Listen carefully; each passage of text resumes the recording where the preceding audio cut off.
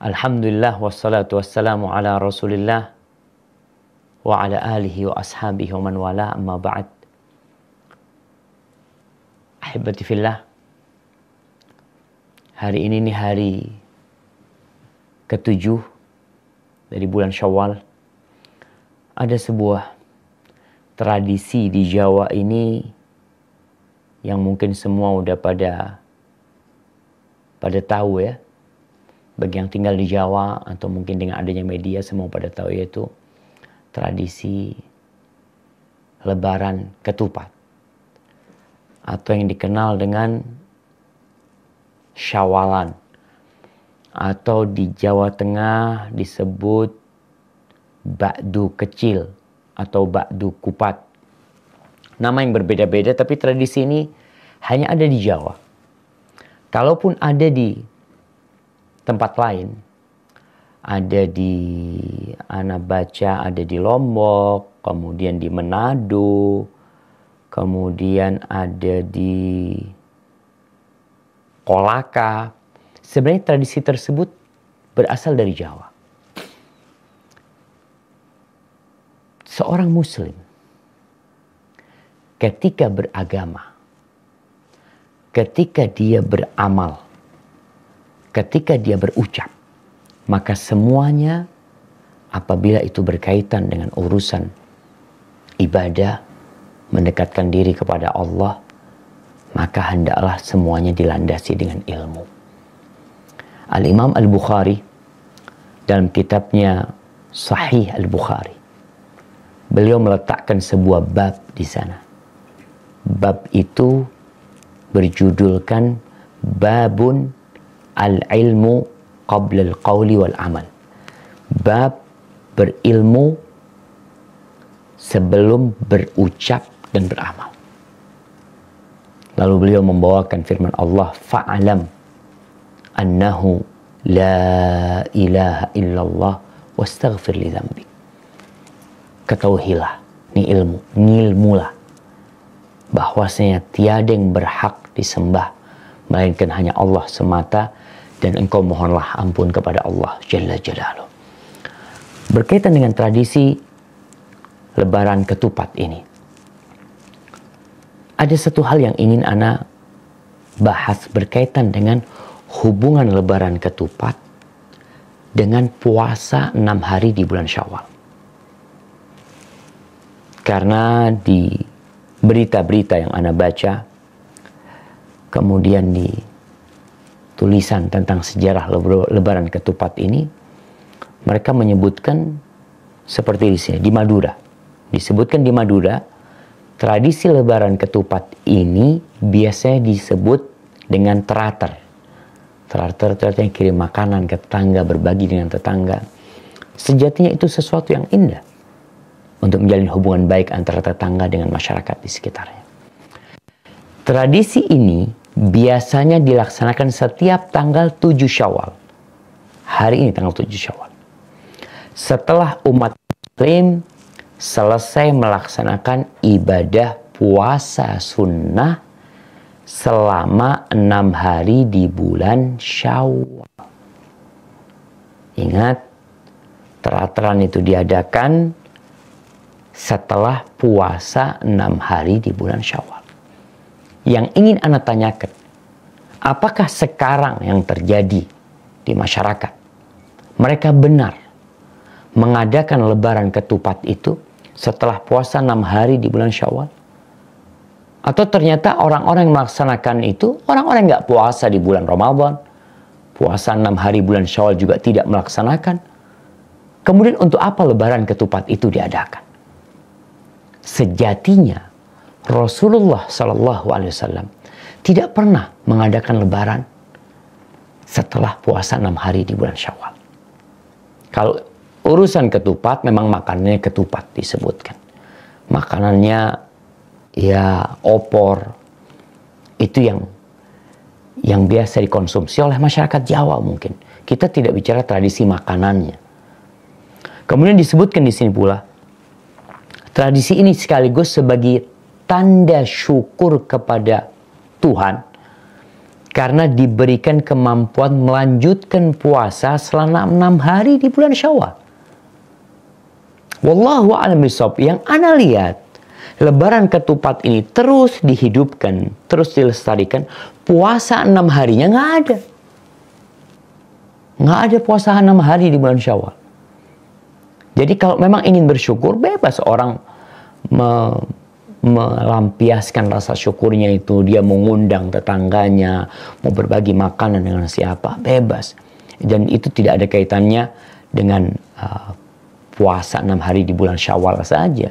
Apa saja nikmat yang Allah berikan kepada kita, kemudian kita merasa ingin mensyukurinya dan itu kewajiban bagi kita, maka kita boleh berbagi makanan dengan mereka. Yang kedua di Kudus nih. Di Kudus disebutkan Syawalan atau Lebaran ketupat dirayakan dengan prosesi. Kita lihat nih.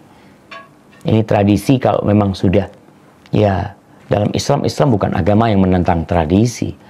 Selama tradisi tersebut tidak bertentangan dengan syariat, maka boleh-boleh saja. Tapi dalam urusan beragama, ingat kita mengikuti Rasulullah SAW karena beliau panutan. Syawalan atau Lebaran ketupat dirayakan di Kudus dengan prosesi kirap Gunungan 1000 ketupat di Kudus, Jawa Tengah.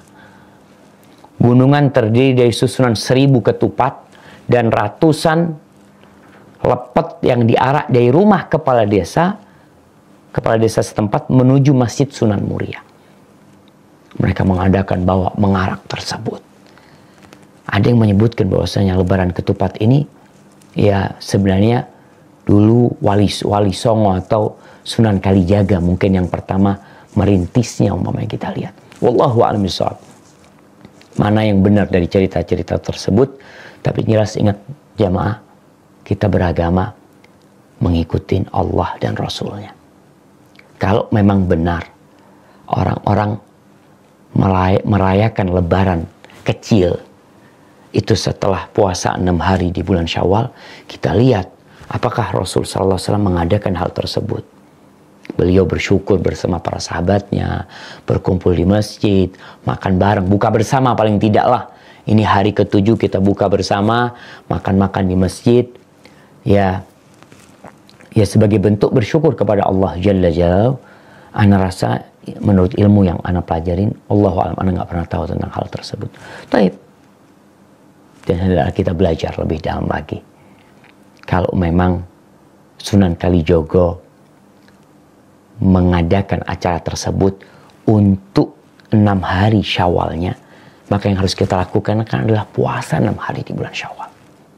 Itu yang kita lakukan. Tapi kita perlu berbicara sekarang tentang apa hukum puasa 6 hari di bulan Syawal. Karena ternyata kita akan lihat ada sebagian ulama yang membencinya, yang memakruhkannya. Karena ditakutkan nanti orang-orang awam, orang-orang yang nggak pernah tahu dengan agama ini, yang nggak belajar tentang Islam dengan benar, meyakini 6 hari Syawal ini wajib. Nanti jatuhnya yang kita bicarakan, Lebaran ketupat itu dianggap sesuatu hal yang harus diadakan. Kalau tidak diadakan, ya nanti bisa kualat, bisa ini, bisa itu, macam-macam. Kita akan melihat bagaimana pendapat para ulama tentang puasa 6 hari di bulan Syawal ini. Ana akan membacakan apa yang ditulis oleh kitab Ensiklopedi Fikih Kuwait. Ini kumpulan dari pendapat 4 madhab. Kemudian mereka berusaha untuk menyodorkannya kepada kita sehingga kita tidak perlu buka kitab ini, kitab itu. Mereka mengumpulkannya di sini. Disebutkan bahwa jumhurul fuqaha dari ulama Malikiyah, dari ulama Syafi'iyah, dan dari ulama Hanabilah, kemudian dari ulama mutaakhir Hanafiyah, mereka berpendapat bahwa sunnahnya puasa 6 hari di bulan Syawal setelah puasa Ramadan. Apa dasarnya? Kita bicara agama, apa dasarnya? Kita tidak boleh mensunnahkan sesuatu. Oh, ini sunnah, ini dianjurkan untuk diamalkan, kecuali ada dasarnya. Apa dasarnya? Akal kita, perasaan kita, tradisi di masyarakat kita? Tidak. tapi dasarnya adalah qala Allah dan qala Rasul. Allah berfirman dan Rasul sallallahu alaihi wasallam bersabda. Maka jumhurul ulama berpendapat sunnahnya puasa 6 hari di bulan Syawal dasarnya adalah hadis yang diriwayatkan oleh Abu Ayyub Al-Ansari radhiyallahu taala anhu. Dia berkata, qala Rasulullah sallallahu alaihi wasallam, man shoma Ramadan, barang siapa berpuasa Ramadan, thumma atba'ahu sittan min Syawal, kemudian diikuti dengan 6 hari di bulan Syawal, kana kasiyamid dahr, maka puasa dia Ramadan plus 6 hari di bulan Syawal itu seperti puasa setahun penuh. Hadis ini diriwayatkan oleh Imam Muslim. Kemudian dasarnya lagi hadis Thauban maula Rasulullah sallallahu alaihi wasallam. Qala, dia berkata, qala an-nabiy sallallahu alaihi wasallam, Nabi alaihi salatu wasallam bersabda, siyamu syahri Ramadan bi asyrati ashhur wa sittatu ayyamin ba'dahunna bi syahrain fadzalika tamamu sana. Kata Nabi alaihi salatu wasallam, puasa Ramadan itu setara dengan puasa 10 bulan.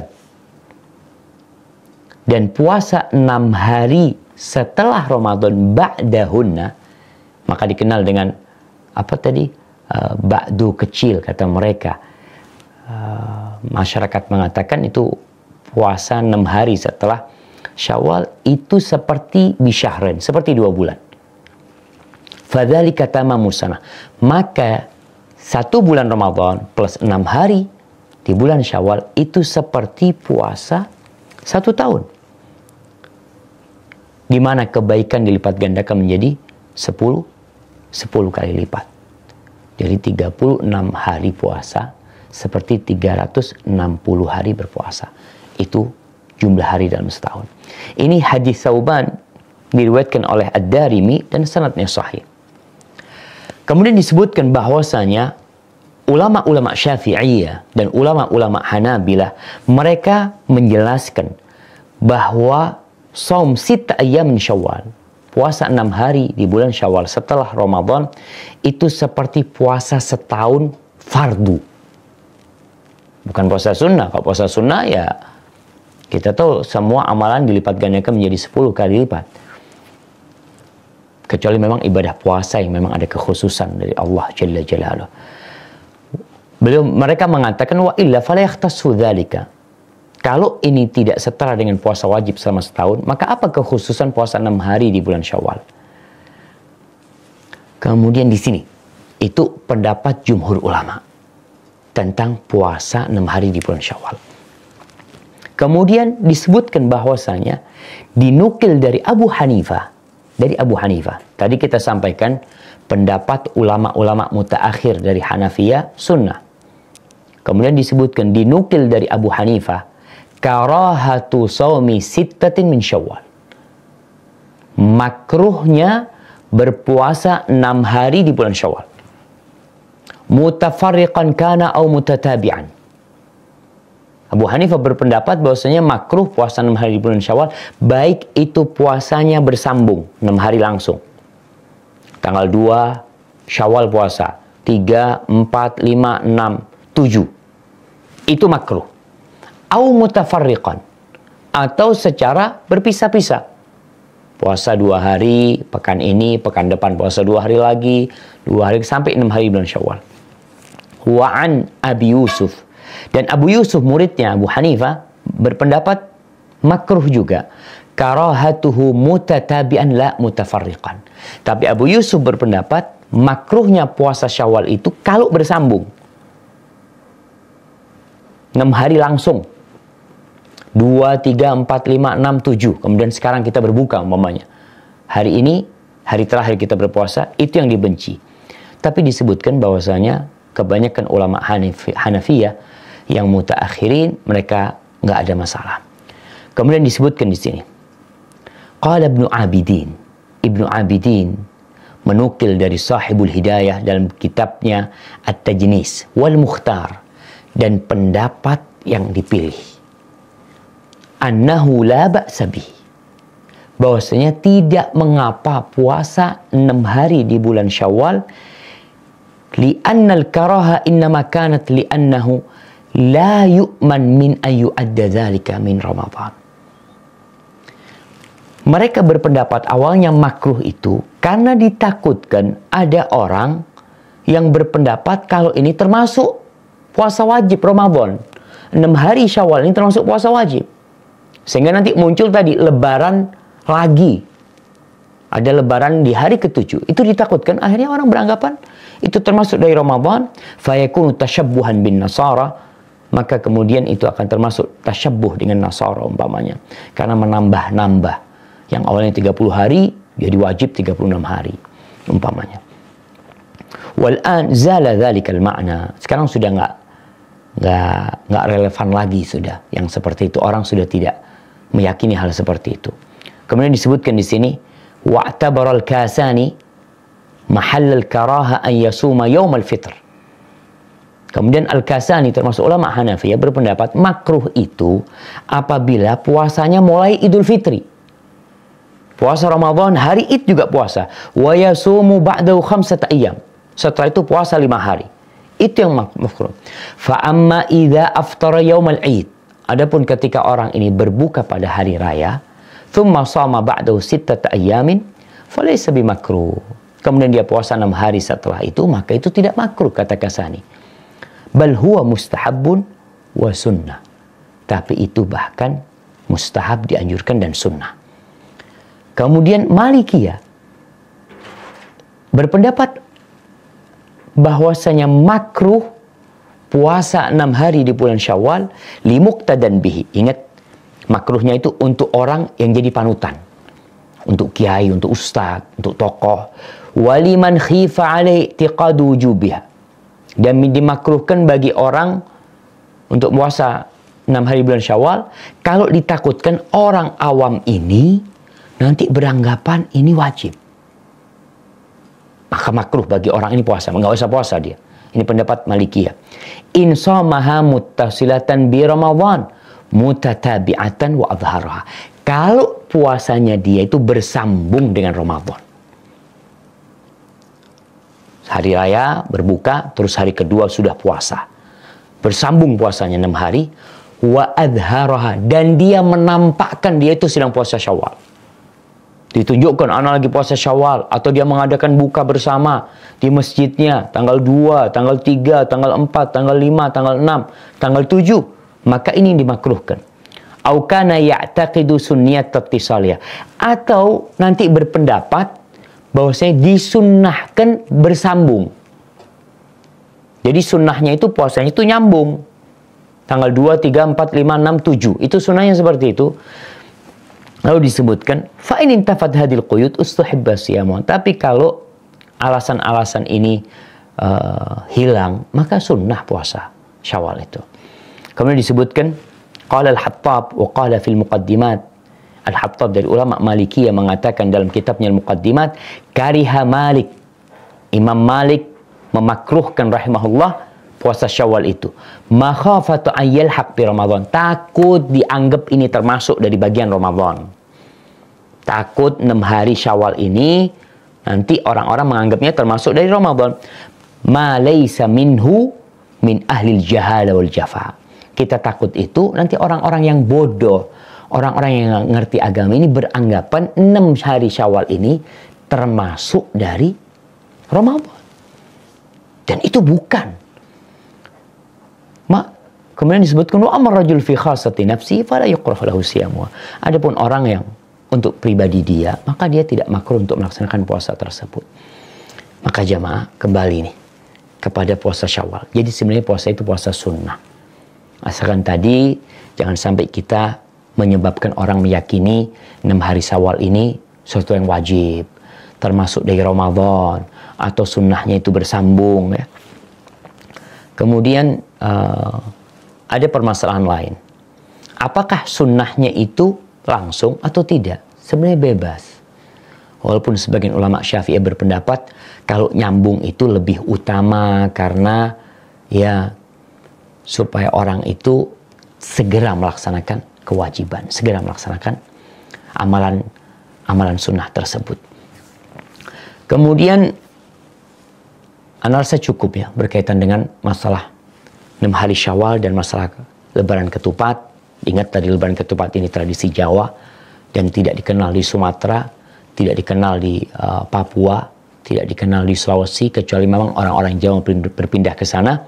Kalaupun kita melihat ini tradisi umpamanya, ini kan cuma tradisi, tapi ini ada hubungannya dengan ibadah.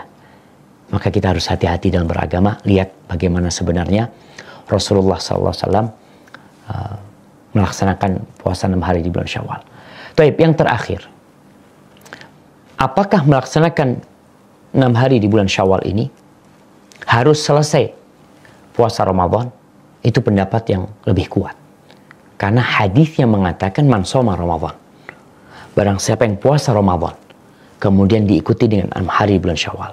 Jadi orang yang punya utang, hendaklah bayar utangnya terlebih dahulu. Bayar utangnya terlebih dahulu. Jadi tujuan puasa Syawal ini juga untuk memotivasi orang untuk menyelesaikan puasa Ramadannya. Ada hikmah di situ, Afwan. Ada hikmah yang disebutkan para ulama sehingga orang termotivasi untuk membayar utang secara bersegera. Kemudian setelah itu dia puasa 6 hari bulan Syawal. Gimana Ustaz kalau umpamanya nggak sempat Ustaz? Artinya ia karena banyak kesibukan, banyak tamu, nggak sempat puasa Syawal, atau bagi perempuan yang sedang datang bulan, bolehkah dia puasa umpamanya di bulan Dzulqa'dah atau puasa di bulan Dzulhijjah? Maka kalau dilihat, sebagian ulama berpendapat nggak ada masalah.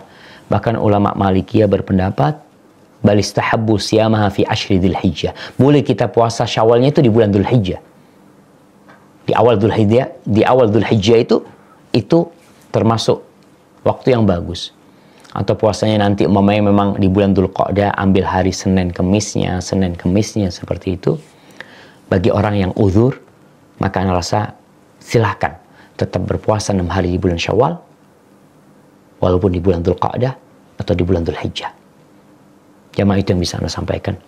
Sekali lagi, ini yang ana pelajarin ya, bagi teman-teman atau bagi kaum muslim yang mungkin ingin menggali lebih dalam lagi tentang puasa Syawal ini, hubungannya dengan Hari Raya Ketupat, umpamanya silahkan dibahas, dikaji. Tapi yang jelas, ketika ada perbedaan pendapat, kita harus kembali kepada Allah dan Rasulnya. Allah mengatakan, فَإِنْ تَنَازَعْتُمْ فِي شَيْءٍ فَرُدُّهُ إِلَى اللَّهِ وَالرَّسُولِ. Kalau kalian ada beda pendapat, maka kembalikan kepada Allah dan Rasulnya dengan harapan, ya kita memperkecil perselisihan-perselisihan terjadi. Karena sejatinya umat Islam yang di Jawa, yang di Madura, yang di Sumatera, yang di seluruh bumi Allah ini, mereka adalah saudara. Innamal mu'minuna ikhwah. Ana sampaikan taqabbalallahu minna wa minkum. Wassalamualaikum warahmatullahi wabarakatuh.